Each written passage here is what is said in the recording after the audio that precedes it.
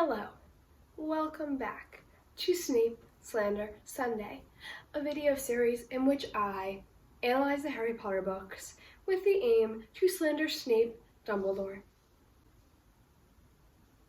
and J.K. Rowling herself. As I kind of usually say before all my videos, I think that the Harry Potter series have a lot of really awful ideas and imagery within them. However, there's no denying how important they were on the literary world and how important they still are to some people. So I thought I'm going to go through, reread these books. I haven't read them in so long. Reread these books, try to understand a lot of the bigotry and prejudice that shows up in these books, and share it with you guys. Without further ado, let's get into it. I just want to let you guys know I have my sugar-free Red Bull with my matching Red Bull AirPod case. I'm gonna put this here, please don't spill. And I'm gonna be looking at my computer throughout a lot of this, so I'm just gonna keep her here. It's just easier.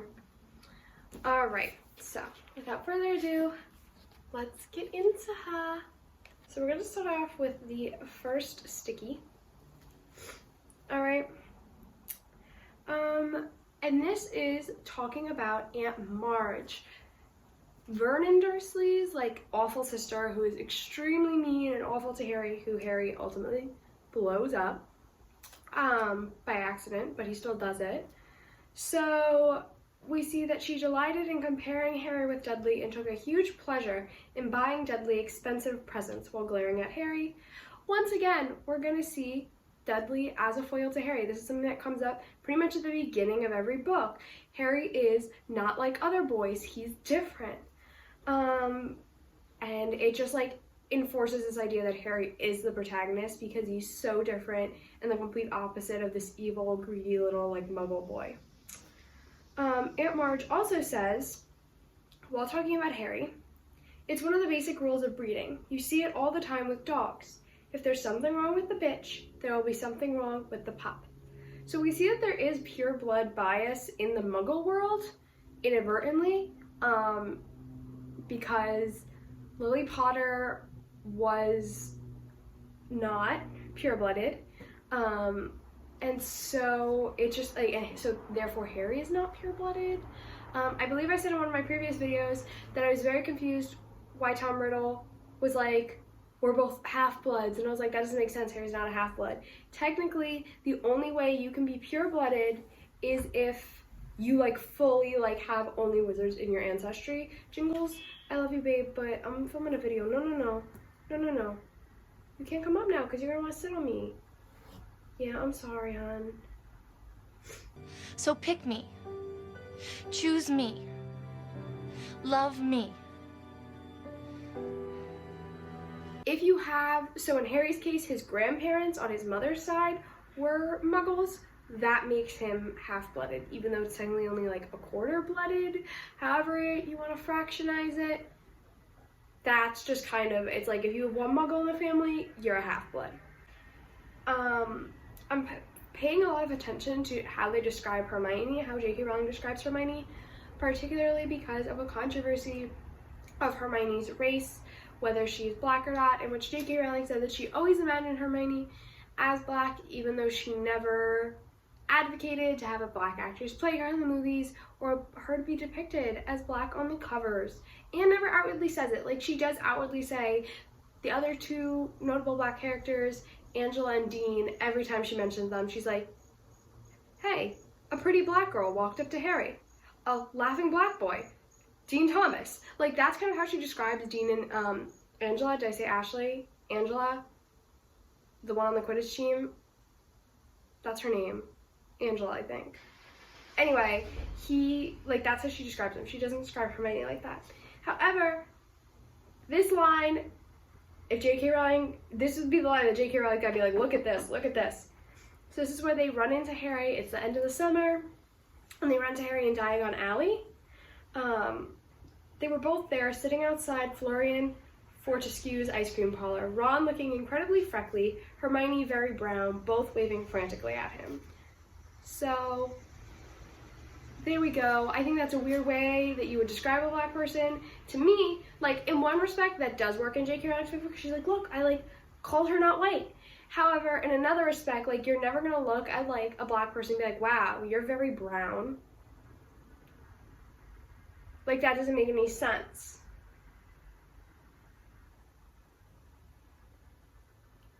It, to me, seems like she's tanning. Also, just a disclaimer, because I don't want to sound like I'm, like, one of those, like, Hermione's white. Like, Hermione can be black, Hermione can be whatever she wants. If people want to fan cast her or accept her canon as black, that's beautiful, that's wonderful. I'm all here for it. All here for it. I'm just pointing out how she's described in the books. Alright.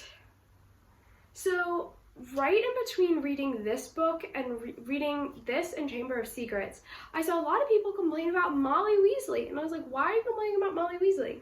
What's the deal? And everyone's like, oh my god, she gets awful, especially after you read Order of the Phoenix and Goblet of Fire, but it stars in Prisoner of Azkaban. She's so awful.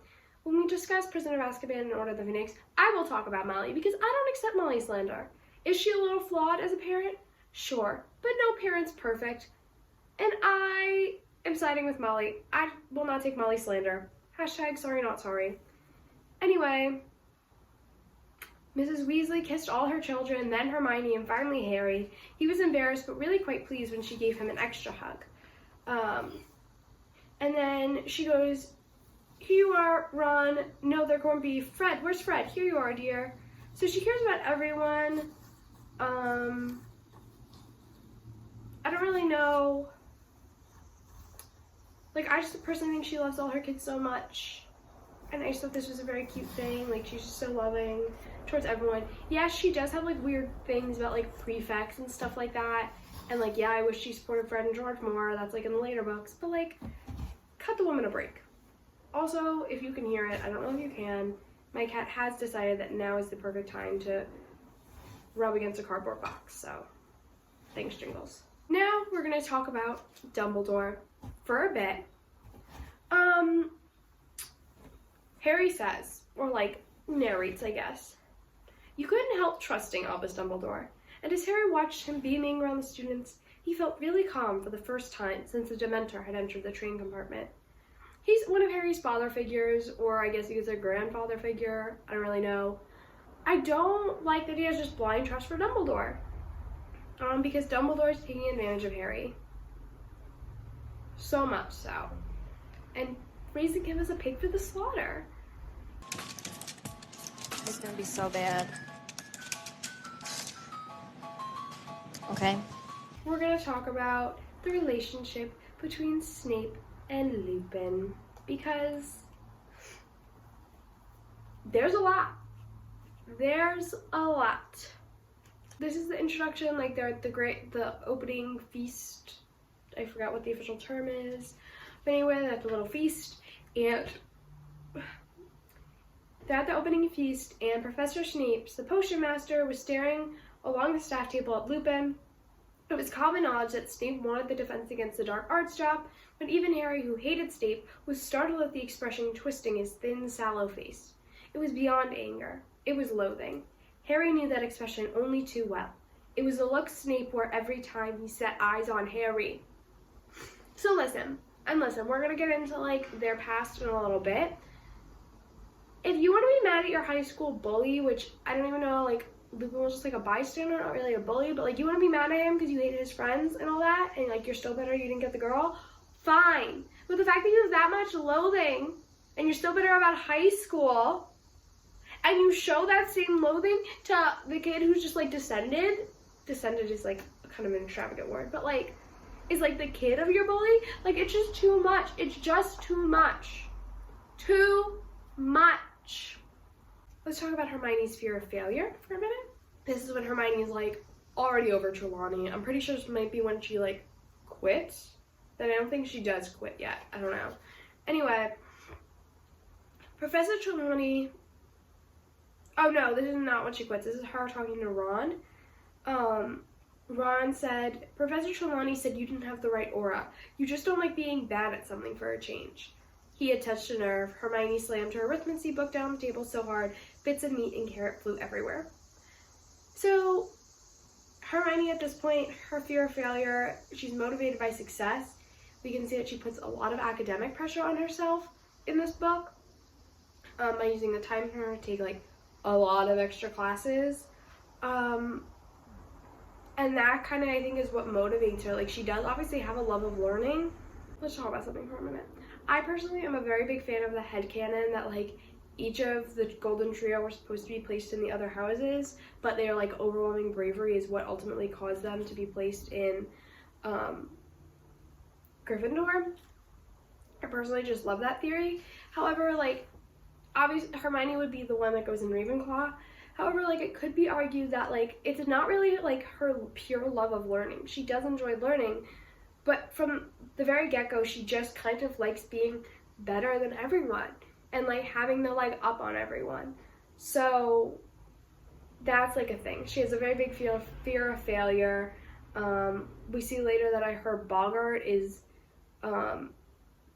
like, failing all her classes and getting Fs on all her exams. So is it like more love of learning, or is it really just you're failing? Okay, I would just like to say, as a student who has just finished finals and feels incredibly burned out, that I too probably would share the same Boggart as Hermione, so no judgment here, but just a note. So I've been like annotating, highlighting, and underlining these books. So on page 126, Neville messes up a potion. Snape says, "Didn't you hear me say quite clearly that only one rat spleen was needed? Didn't I state plainly that a dash of leech juice would suffice? What do I have to do to make you understand, Longbottom?" I literally wrote in all caps in the margin, "Be a decent teacher." That's what you have to do, Snape. That's what you have to do. Okay? Also, he's abusing animals because he says, "Longbottom, at the end of this lesson, we will feed a few drops of this potion to your toad and see what happens." You're gonna kill Trevor? Trevor is off limits, thank you very much. And so he's just awful. He's just awful, and I hate him. And on top of talking about Snape, let's just continue with the relationship between Snape and Neville.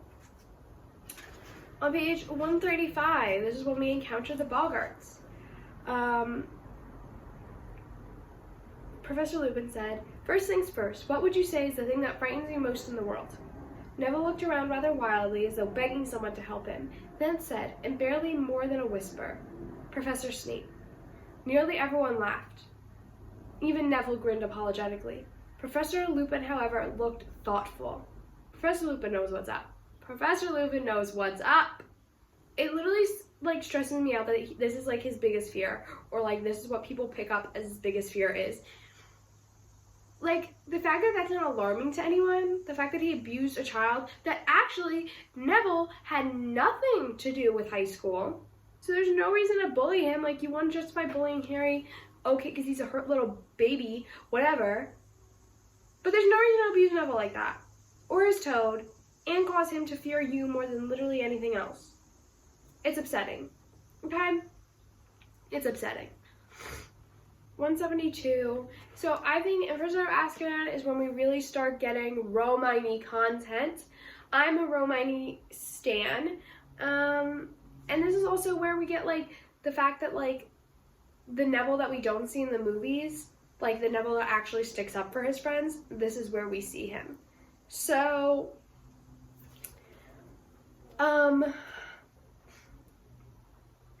Hermione was answering questions for Snape for his class, and he says 5 more points from Gryffindor for being an insufferable know-it-all. Hermione went very red, put down her hand, and stared at the floor with her eyes full of tears. It was a mark of how much the class loved Snape that they were all glaring at him, because every one of them had called Hermione a know-it-all at least once, and Ron, who told Hermione she was a know-it-all at least twice a week, said loudly, "You asked a question and she knows the answer. Why ask if you don't want to be told?" Then Ron got in trouble, but that's Ron sticking up for his best friend and his woman's, we love a little Hermione, moment. So, we're trying to create a Patronus. Harry's learning to create a Patronus with Professor Lupin, and he's trying to think of happy memories.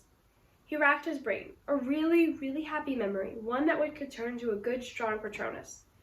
the moment when he found out he was first a wizard and would be leaving the Dursleys for Hogwarts. He concentrating very hard on how he had felt when he realized he'd be leaving Pavement Drive. The fact that his happiest memory is not just finding out he's a wizard, but more specifically being able to leave his abusive household, says a lot about what Dumbledore put him through. Doesn't it? Doesn't it? Doesn't it?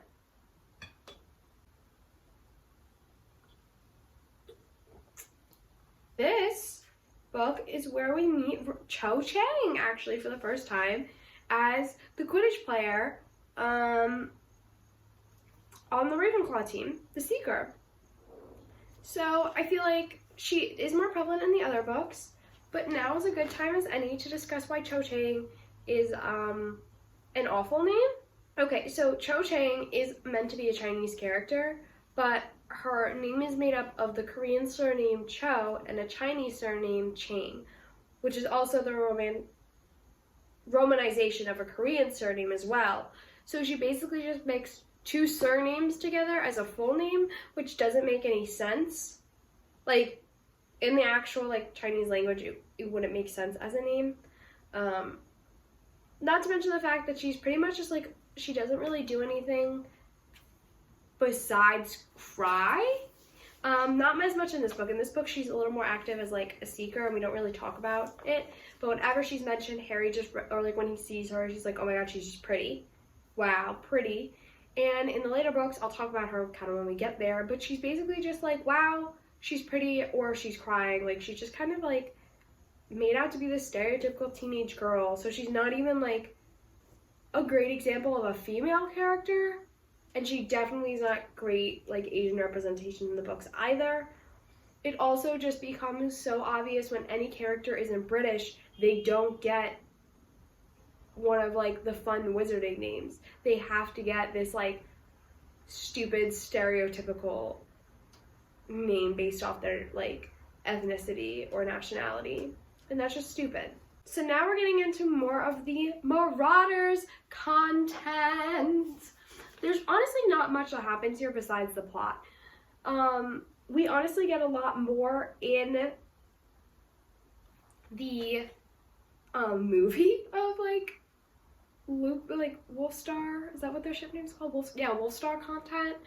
I will say though that I did see a clip, and if I can find it, I will add it to this video, of the actor who plays Lupin, whose name I do not remember, literally saying that the director told him that they were playing gay characters. Where are you going? What are you talking about? What? Are you serious to me right now? This is when we're talking about Lupin being turned into a werewolf. Lupin pushed his graying hair out of his eyes, thought for a moment, then said, "That's where all of this starts, with my becoming a werewolf. None of this could have happened if I hadn't gotten bitten, and if I hadn't been so foolhardy. I was a very small boy when I received the bite." Okay. "My parents tried everything, but in those days there was no cure. The potion that Professor Snape has been making for me is a very recent discovery. It makes me safe, you see."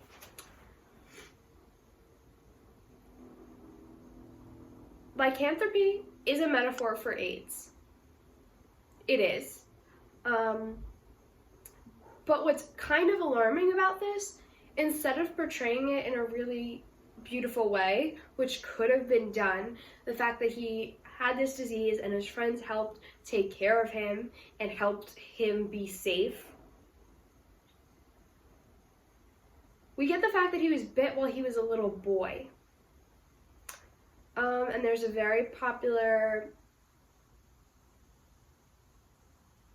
stereotype, misconception is not the right word, not misconception, like stereotype, a very negative stereotype surrounding the male gay community regarding pedophilia, and that gay men are pedophiles. And this is something that anti-LGBTQ organizations will often throw out, especially because, like, they have this idea that, like, the reason that a man is gay or a woman is gay is because of childhood trauma.